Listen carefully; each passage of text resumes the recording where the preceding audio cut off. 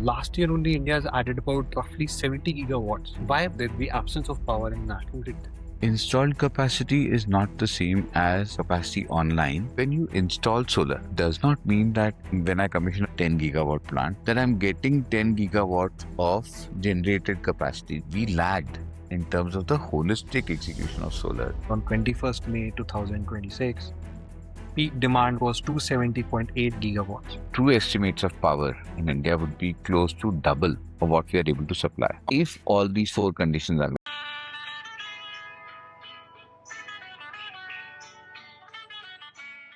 This summer, India experienced something that was impossible to ignore.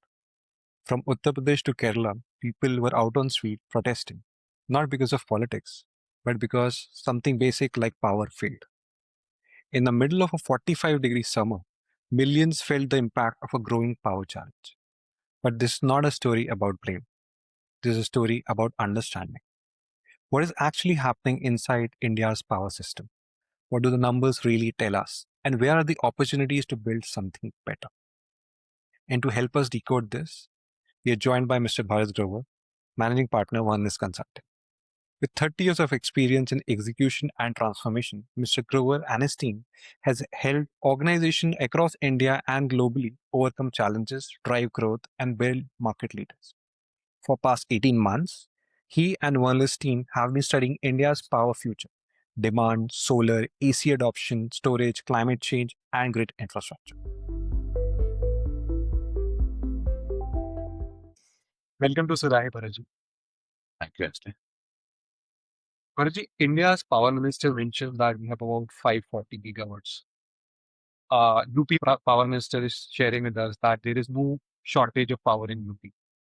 However, last month, people were protesting across UP in 47 degrees Celsius heat, and there was no power. It got escalated so much. There were multiple meetings that have happened, not just at state level, but also at national level. So could you help us understand what actually happened last month in UP? So interesting. Actually, even we are a little surprised that the narrative is very different from the government versus what is really being experienced by the people. So while the government claims that there is no shortfall, no deficit, the fact is that there is extensive documentation of there being a shortfall and a deficit.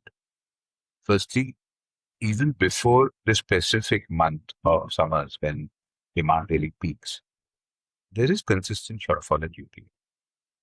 One way to understand it is the fact that there is a power cut that happens in 70 districts between 2 to 4 hours. Of these 70 districts, nearly 30 districts experience shortfall of power between 4 to 8 hours every day. In fact, going further, so long as they're supplying power of 17 hours a day, it will be considered as 100% supply. Now, coming to the specific point of why there was an agitation and why people took to streets, not just in UP, but in many other parts of India, is owing to, in my understanding, three broad reasons. One is that there is a spike in demand due to the excessively hot summer.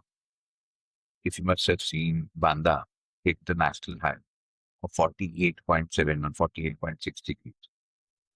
Similarly, many other cities in UP recorded their peaks, historical peaks.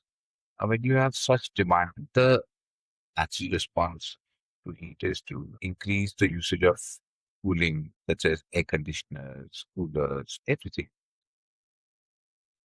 Traditionally, the deficit in UP has been supplied by drawing from the national grid. Okay. However, at this point in time, owing to the climate change and the excessive demand everywhere, all the states were overdrawing on the grid. If you're overdrawing on the grid, the spot buying that happens, that window closes. So I cannot really overdraw from the grid, and therefore that resulted in shortages. Yeah. So that was one. Understood. What would be the other two reasons? To ensure that there is no shortfall, there has to be supply, and then the supply should be distributed and should reach the consumer. Right.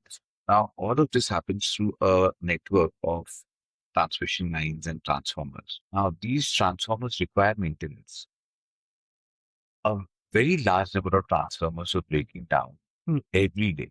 So, from the reports that we have heard, maybe close to 7,000 transformers were non-operational in UP at that particular point in time. It accumulated over many days. The moment the transformer goes out, an entire area does not get its supply. Yes. So this further exacerbated the problem.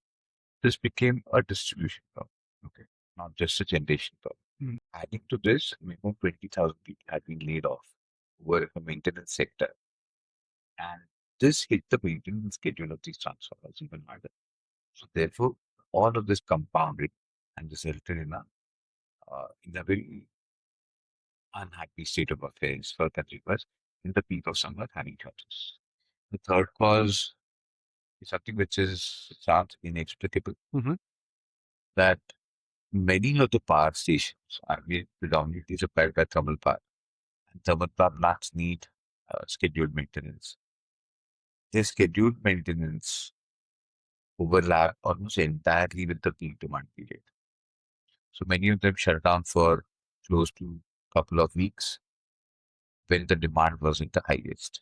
Now, along with the fact that there's a shortfall, if you have thought TPP shutting down for maintenance for a very noble purpose, but still at a time it's very inconvenient, it just compounds.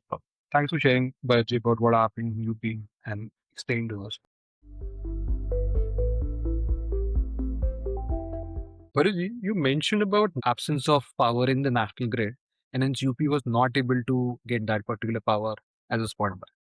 But if you look at the data provided by the government, where they're saying 538 gigawatts, 250 is thermal, 150 is coming from solar, about 50-50 each coming from wind and hydro.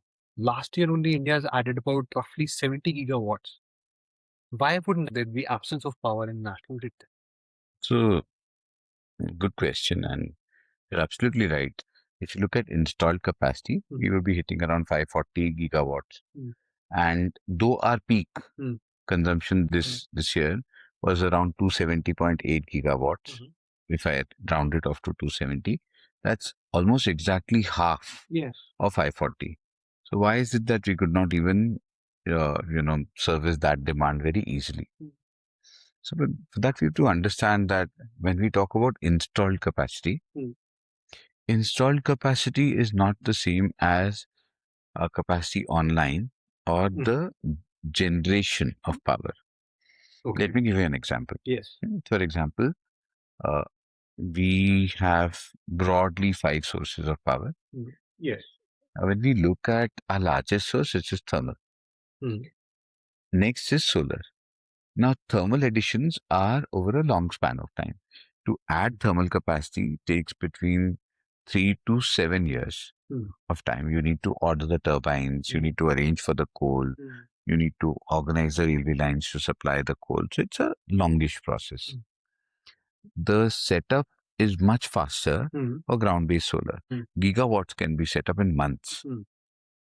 But it is here that the maximum expansion has happened. We have bet on solar in a big way. The government has bet very well, and rightly so. But when you install solar, it does not mean that when I commission, a 10 gigawatt plant, that I'm getting 10 gigawatts of generated capacity. Okay. Why does this happen? Let's understand this. Firstly, solar is a very taciturn source of power. For example, it does not work at night. Even during daytime, there's a lot of variability. Yes. Like there's a curve that it follows. It's dependent upon the insolation or the irradiance of the sun. Now, it starts peaking around afternoon and then again goes down as the day wears off. So, broadly, solar is fully available for about 5 hours in a day. Yes.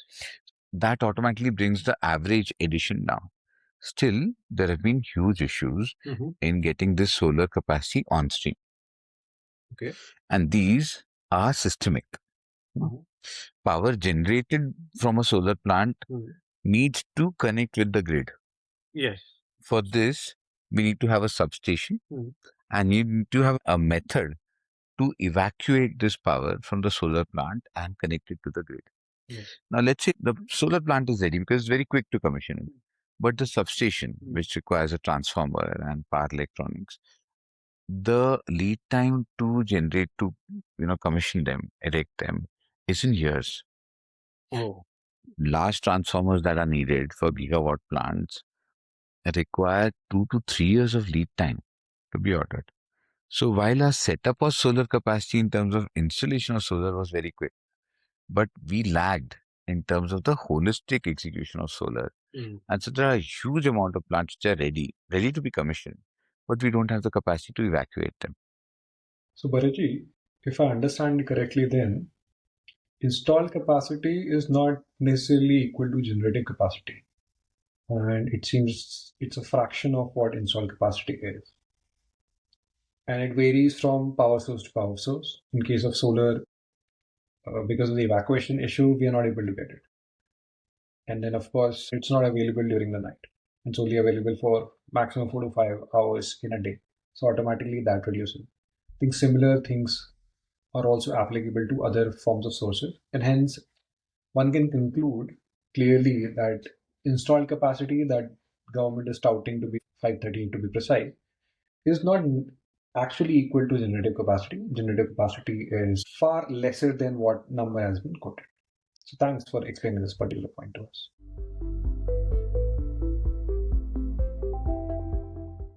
Now, I would like to pivot to understanding demand. There is one number that's been quoted on 21st May 2026. Peak demand was 270.8 gigawatts. Interestingly, government has been using the word peak demand met. Is peak demand met equal to peak demand?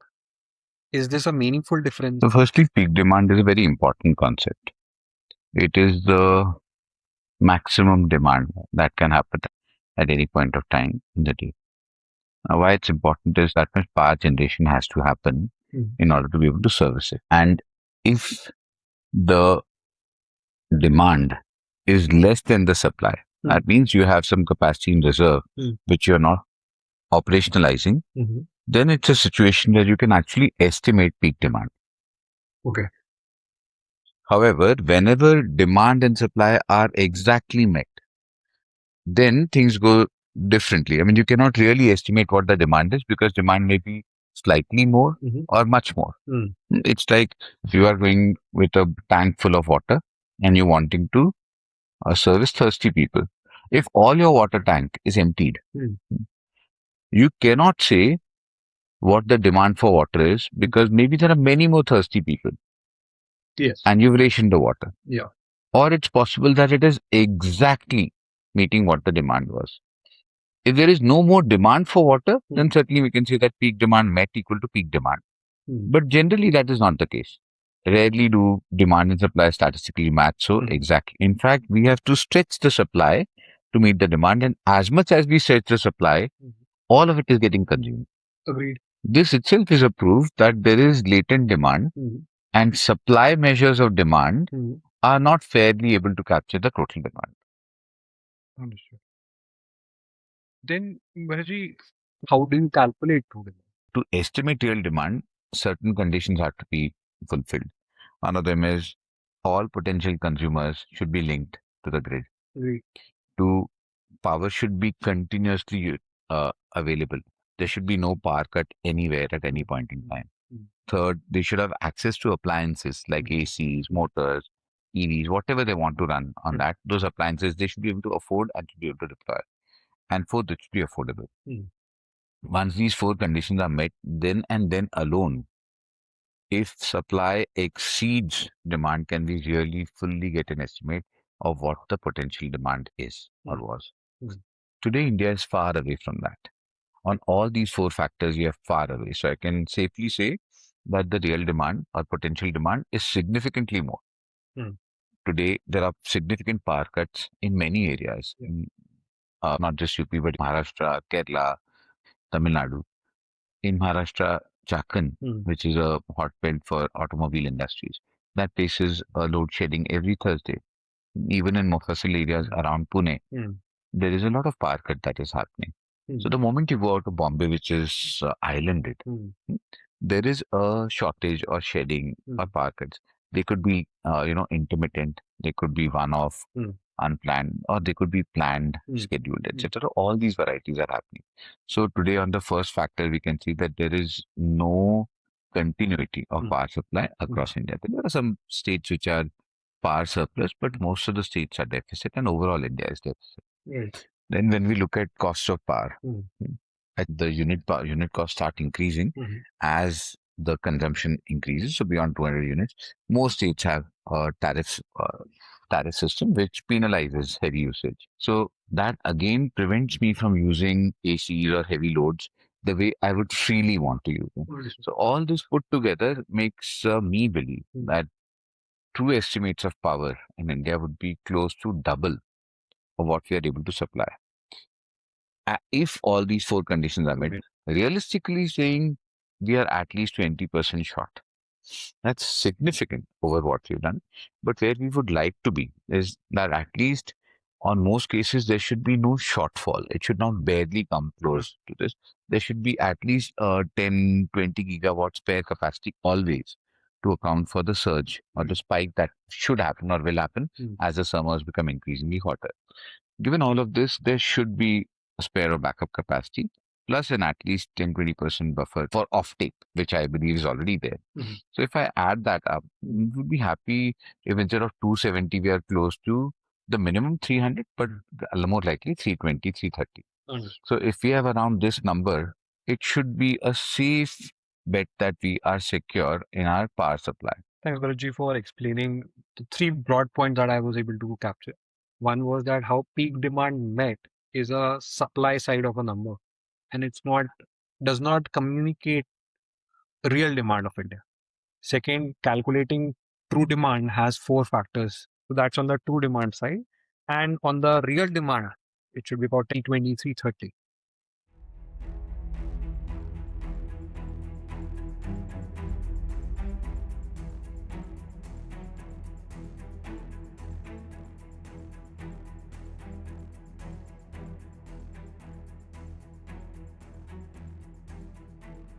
What is driving this demand in India? We see three broad reasons for the continuous growth in demand. What is it that can be done in short term? The government already has launched two very good schemes. One of them is Kusum, and the other is the Surya Ghar Yojana. These schemes are good. These should be expanded and continued. Long term would be something which goes to the root. But help me understand, where will startups come here? Startups can come in phenomenally. The entire tech sector, for example, the power electronics, doing a transformation. BESS is coming up in a big way. Micro wind is coming up. There's phenomenal opportunities at every level in the power sector.